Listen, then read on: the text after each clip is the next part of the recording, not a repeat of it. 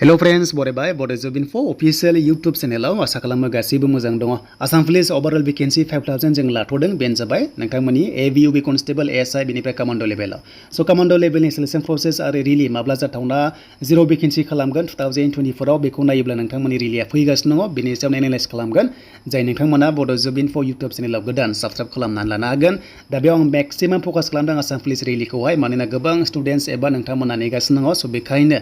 बिनि सायाव भिडिअ लाबोगासिनो दङ जाहाथे नोंथांमोना एक्टिभ थायो आरो प्रेक्टिसखौ लागातार खालामो मानोना साख्रि लानांसिगौ गोबां कमेन्ट्स खालामदों साख्रि लानांसिगौ बेखायनो बाथ्राया जाहैबाय नोंथांमोना एक्टिभ थायो आरो प्रेक्टिस खालामो। सो बेनो जाबाय नोंथांमोननि सेप्टेम्बराव एप्लाइ जागोन आसाम पुलिस एन्ड बेनिफ्राय गोबां सिभिल जबबो जागोन नाथाय नोंथांमोना मैक्सिमाम नेगासिनो दङ जे जायनोखि बैसोआ दङ 30 इयार्सनि गेजेराव आसाम पुलिसखौ नेगासिनो दङ। सो बिदिब्ला जों थांनिफै अफिसियेल वेबसाइटआव। सो आसाम पुलिसनि अफिसियेल साइटआव फैबाय एन्ड बेनिफ्राय सो आसाम पुलिसाव मानो थाखाय मैक्सिमाम भिडिअ खालामदों जाहोना बेनो गोबां आसाम पुलिस इन्टारेस्टेड साबस्क्राइबार्स बिथांमोना दङ गोबां साख्रि नेगासिनो दङ मानोना बेवहाय 10 पास जाबानो साख्रि मोनो कनस्टेबल लेभेलाव एन्ड बेनिफ्राय एबि कमान्डो लेभेलाव अके एन्ड बेनिफ्राय सिभिल जब होनोब्ला गुबुन गुबुन हायार क्वालिफिकेशन नांगौ जायो हमना ला डिग्री पास हमना ला एचएस पास अके एन्ड बेनिफ्राय 10 पास लेभेल बा ग्रेड 4 आव मोनो बाट बेवहाय आसाम पुलिसनि रिलेटेड भिडिअ लाबोदों जेराव मैक्सिमाम सो गोबां स्टुडेन्टसफोरा कमेन्ट्स खालामदों बेखायनो आसाम पुलिस कमान्डोनि थाखाय एक्सट्रा भिडिअ खालामबाय अके सो आसाम पुलिस कमान्डोनि थाखाय आरो नोंथांमोना थांनाय बारनिखौ नायोब्ला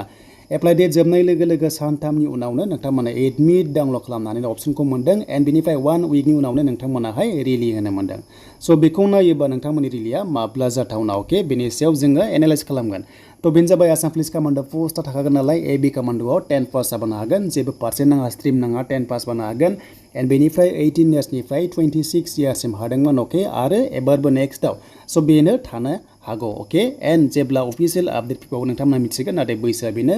18 निफ्राय 26 बाट एबियुबि नर्मेल कनस्टेबलाव 30 इयार्ससिम हायो अके बाट नोंथांमोना कमान्डो लेभेलै सो 10 पास जानाय बे 26 इयार्ससिम हादोंमोन एसटिपिआव। सो बेनिफ्राय जोंहा रिलि माब्ला जाथावना हमना ला जोंहा 10 सेप्टेम्बर एप्लाइ जाबा हमना ला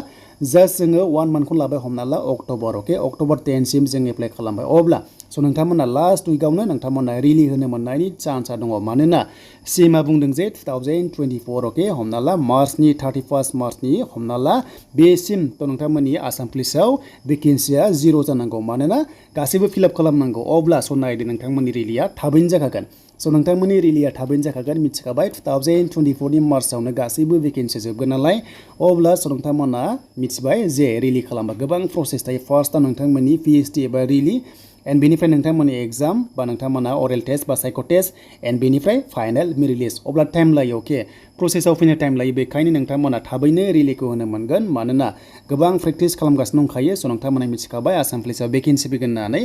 स' बेखायनो दासिमबो जुदि सोरबाफोर खालामाखैबा खालामना लाखादो रानिंआ जोबोर हार्ड कमान्डोना 4.8 खारनांगोन 20 मिनिट्सआव आरो हिन्जावफ्रा 2.8 खारनांगोन अके एन्ड बेनिफ्राय आरोबाव 100 मिटार्स दंबावो 100 मिटार्स दंबावो हमना ला एन्ड बेनिफ्राय सिनआपबो दङ हमना ला हौवाफोरा 14 बार सिनआप खालामनांगौ अके एन्ड हिन्जावफ्रा सिनआप गैया स' नोंथांमोना खारसे खारनानै आरोबाव सिनआप दङ आरो 100 मिटार्स दंबावो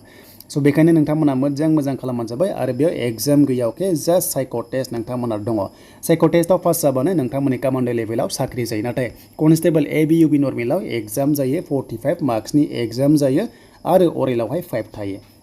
स' बेखायनो नोंथांमोना रेडि जादो आसाम पुलिसनि भिडिअ खालामनाय जाहोना बेनो स' नोंथांमोनाहाय सिनआप दंथारो एबि कनस्टेबल कमान्डोआव अके एन्ड बेनिफ्राय नर्मेल एबियुबिया सिनआप गैया एग्जाम रानिं एन्ड बेनिफ्राय फाइनेल रिलिज स' बेनोमोन आरो बेखायनो नोंथांमोना बेयाव मिथिबाय जे आसाम पुलिसनि रिलिया थाबैनो जागोन अके जास्ट नोंथांमोना अक्ट'बरखौनो टारगेट खालाम मानोना स' थाबैनो रिलिखौ लागोन आरो भेकेन्सिखौ थाबैनो फोजोबगोन होननानै गभर्नमेन्टआ बुंदों जेला स' आसाम पुलिसनि रिलिया थाबैनो जागोन आरो अभारअल लानानैसो 5000नि भेकेन्सि खाथियाव थागोन अके मानोना स' दाखालि कनस्टेबलनिफ्राय गोबां एएसआइ आवहाय प्रमोसन जाहैबाय अब्ला स' कनस्टेबलाव नैबे पोस्टआ बेवहाय माखासे ओंखारबावबाय स' बेखायनो पोस्टआ बुरजा फैगोन टेनसन दाला एन्ड एसआइआथ' फैखागोन एसआइ एबि कमान्डो फैगोन एन्ड इउबिबो फैगोन अके स' नोंथांमोना बे लेभेलावहाय एप्लाइ खालामनो हानायनि अपसनखौ मोनगोन स' बेनोमोन आसाम पुलिसनि रिलेटेड मोननैसो आपडेट।